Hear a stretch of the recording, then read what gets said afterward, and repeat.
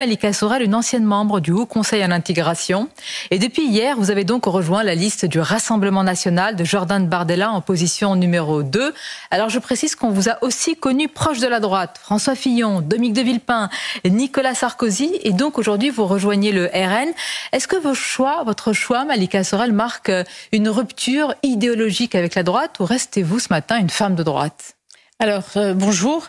Je ne me suis jamais déterminée par rapport au clivage droite-gauche. Je m'inscris depuis le début, comme quelque part mon maître, Dominique de Villepin, au-dessus des clivages partisans. C'est l'approche gaulliste, c'est-à-dire De Gaulle disait il n'y a pas de gauche en France, il n'y a pas de droite. Et pour lui, représenter une fraction de la population était, le terme je crois, c'était un crime, une erreur impardonnable.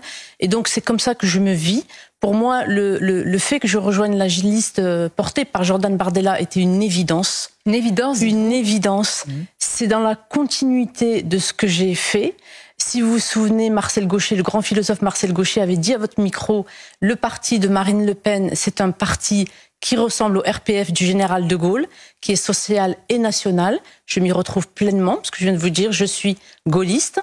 Luc Ferry, le grand philosophe Luc Ferry, avait également dit que le parti du Rassemblement national était un parti de droite, républicain, populaire. Je suis dans cette continuité. Je voudrais également rappeler ce qu'avait dit Elisabeth Badinter, avec laquelle j'ai beaucoup travaillé sur la laïcité, puisque nous étions ensemble pour défendre Natalia Baleato et la crèche Babilou, qui était un enjeu décisif pour la cohésion de la nation, cette défense de la laïcité. Et elle disait... Aujourd'hui, il n'y a plus guère que Marine Le Pen et Manuel Valls pour défendre la laïcité.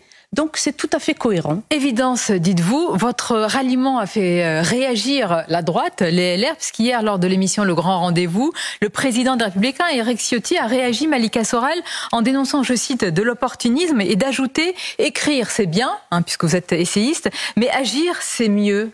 Que lui répondez-vous ce matin? Alors, au vu des sujets que j'ai portés et que j'incarne, puisque le président Sarkozy, lorsqu'il m'avait décoré de la Légion d'honneur au Palais de l'Élysée, m'avait dit des mots qui pour moi m'engagent, m'obligent. Et il m'avait dit, Malika Sorel, vous êtes le symbole de l'unité et de l'universalité de la République française. Et je considère aujourd'hui que l'unité est en danger. C'est pour ça que je m'engage encore davantage. Mais je suis très étonnée qu'Éric Ciotti n'ait pas vu à quel point j'ai déjà agi. S'il était intéressé par les sujets que j'ai portés, donc l'intégration culturelle, la question de la cohésion de la nation, c'est à ce titre-là que je conseillais François Fillon lors de la présidentielle de 2017. Il aurait su tout ce que j'ai entrepris. Par exemple, je vais citer parce que c'est vraiment à l'ordre du jour encore aujourd'hui, j'ai été auditionnée par Simone Veil dans le cadre de la commission de révision du préambule de la Constitution. Et c'est grâce à moi que Simone Veil a refusé d'inscrire la diversité dans notre Constitution. Et tout cela pour préserver le caractère un et indivisible de la France. Et puis je rappellerai également, et là c'est comme incroyable qu'ils ne sachent pas cela, c'est que lors de la fin du quinquennat de Nicolas Sarkozy, avec Nicolas Sarkozy et Claude Guéant, en quelques mois seulement, parce que j'avais co-rédigé la Charte des droits et des devoirs du citoyen français, que nous avons immédiatement déployé avec le ministre de l'Intérieur Claude Guéant, nous avons fait fondre, chuter le nombre de naturalisations, car nous faisions désormais de nouveau coïncider la réussite de l'assimilation avec l'octroi de la nationalité française. Vous venez d'évoquer, Malika Sorel, votre parcours, vos réalisations.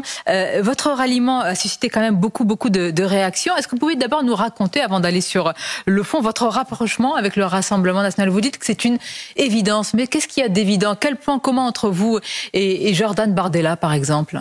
Alors, je vais vous répondre, je vais rajouter un seul point qui, moi, et le point qui m'a le plus heurté dans la bouche d'Éric Ciotti, c'est lorsqu'il a dit qu'il a justifié le fait que je ne sois pas chez eux parce qu'il avait fait le choix de personnes enracinées. Et en tant qu'enfant de l'immigration, je l'ai pris comme une insulte. Une insulte? Absolument. Et puis, quelque chose d'incroyablement injuste qui montre que pour certaines personnes, quoi que fassent les enfants de l'immigration, ils ne sont pas considérés comme français.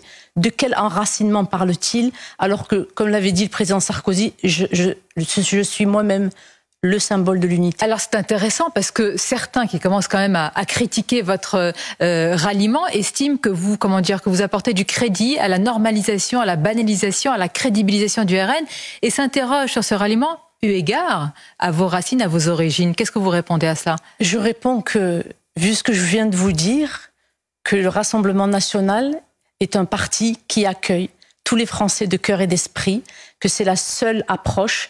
Et Jordan Bardella incarne justement le fait que tous ceux qui vont se reconnaître dans cette approche de Français par le cœur et l'esprit sont les bienvenus, et tous ceux également qui vont comprendre que l'heure est grave. C'est cela aussi que je veux dire. C'est-à-dire l'heure est grave. Si vous deviez décrire la situation de la France, Malika Soral, ce matin, on a appris d'abord qu'il y a un niveau d'alerte qui est relevé attentat, mais la situation plus profonde du pays, comment l'essayiste, l'intellectuel et maintenant la femme engagée en politique la voient?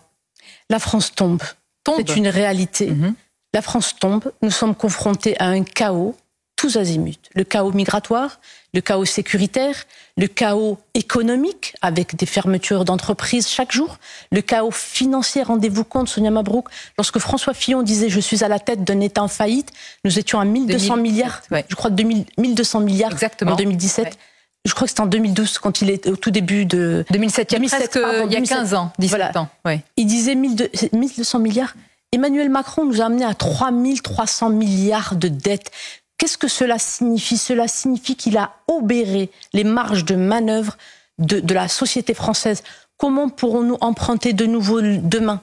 Alors que si nous sommes dégradés en termes de notation financière, et c'est probablement ce qui risque de nous arriver en avril, les taux d'intérêt vont augmenter, le remboursement de la dette coûtera plus cher, et donc ça augure d'un désastre à venir. Donc l'heure est grave.